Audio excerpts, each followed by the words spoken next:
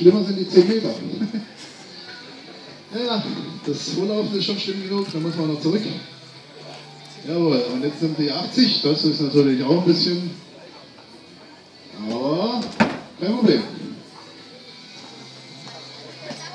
Und der 100 Kilo Sack. Jetzt wird es natürlich etwas heftiger, 100 Kilo, das ist schon mal was. Aber den nimmt er schön hoch, das ist gut. Und er läuft, und er läuft, und er läuft. Und muss nach oben, jawohl, na komm, Sprung. Jawohl, und weiter geht's. Jetzt kommt der nächste. 100 Kilo Fass, das ist nicht ganz einfach.